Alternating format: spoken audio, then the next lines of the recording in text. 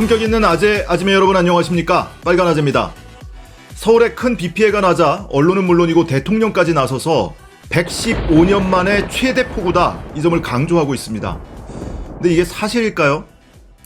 윤석열 대통령이 오늘 아침 폭우 피해 상황 점검회의를 주재한 자리에서 이번 폭우는 기상관측 이래 115년 만에 최대 폭우다, 분명히 기상이변이다, 이렇게 강조를 했습니다.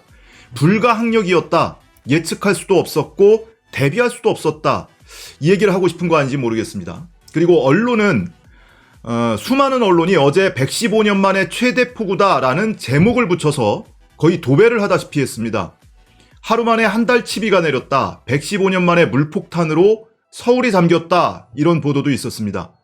이 근거는 8일 하루 동안에 서울에 381.5mm의 비가 왔다, 그리고 시간당 최대 141.5mm의 비가 내렸다 라는 것을 근거로 삼고 있습니다. 그런데 조금 이상합니다.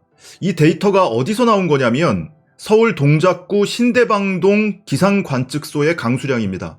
이거를 종로에 있는 서울 기상관측소 과거 데이터와 비교를 한 거예요. 115년 만에 최다라고 할 거면 이 비교 대상이 동일한 장소에서 관측된 내용이어야 되잖아요.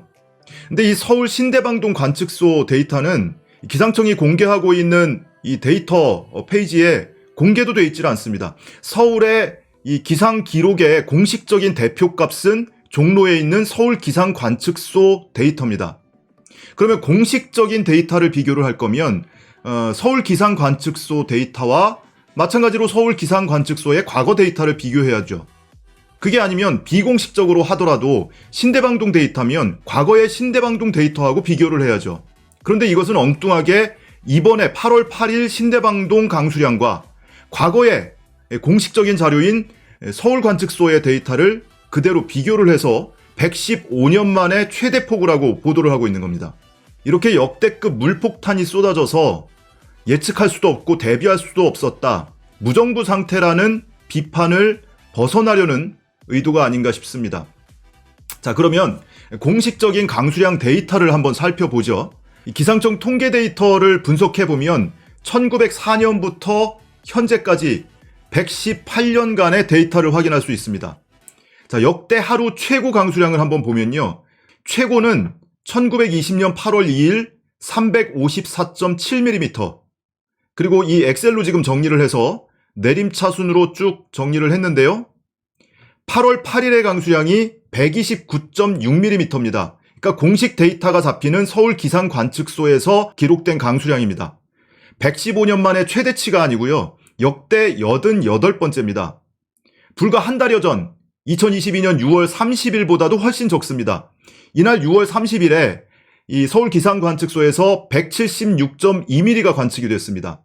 그러니까 서울 하루 최고 강수량이 115년 만에 최대치가 아니고요, 39일 만에 최대치입니다. 불과 한 달여 전에 더 많은 비가 내렸어요. 자, 이걸 보기 좋게 그래프로 만들었는데요, 왼쪽이 가장 많은 비가 온 날입니다. 1920년 8월 2일 354.7mm가 온 날이고, 그 다음이 1998년 8월 8일입니다.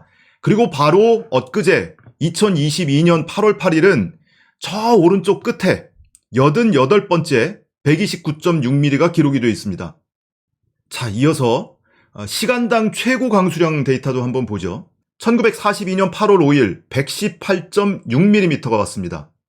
그리고 엊그제 8월 8일은 한참 내려갑니다. 한참 내려가서 38.1mm, 8월 8일 오후 5시 34분 무렵에 38.1mm가 기록됐습니다. 역대 109번째입니다.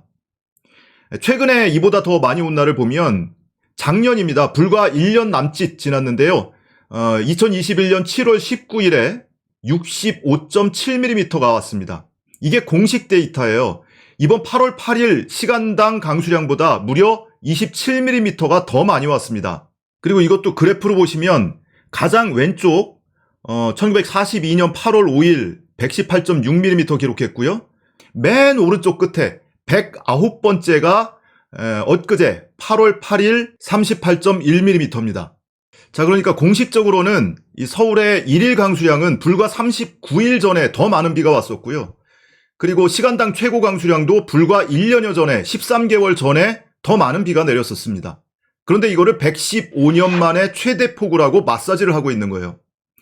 물론 언론이 최대, 최고, 최초 뭐 이런 표현을 좋아합니다. 그래야 사람들의 시선을 더 끄니까요.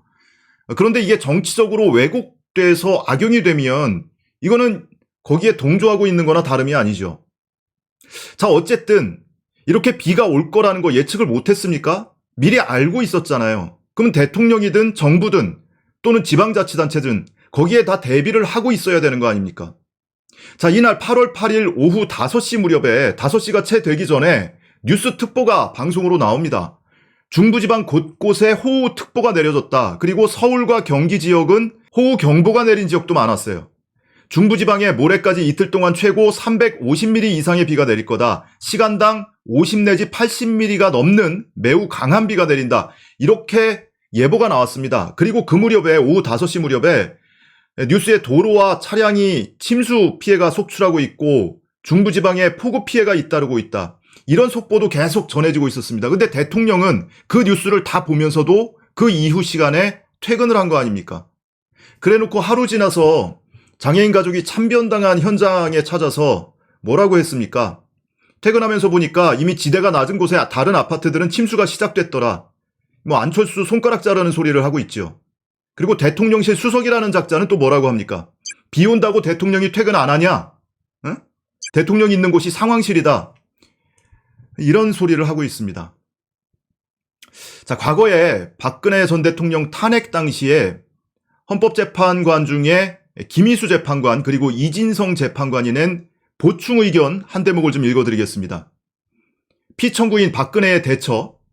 국가 위기 상황의 경우 대통령은 즉각적인 의사소통과 신속한 업무 수행을 위해 청와대 상황실에 위치해야 한다. 그럼에도 피청구인 박근혜는 사고의 심각성 인식 시점부터 약 7시간이 경과할 때까지 별다른 이유 없이 집무실에 출근하지 않고 관저에 있으면서 전화로 원론적인 지시를 했다. 그 결과 유례를 찾기 어려운 대형 재난이 발생했는데도 그 심각성을 아주 뒤늦게 알았고 이를 안 뒤에도 무성의한 태도로 일관했다. 그렇다면 피청구인은 헌법 제69조 및 국가공무원법 제56조에 따라 대통령에게 구체적으로 부여된 성실한 직무수행 의무를 위반한 경우에 해당한다. 자, 오늘의 결론, 무능한데 교활하기까지 하다.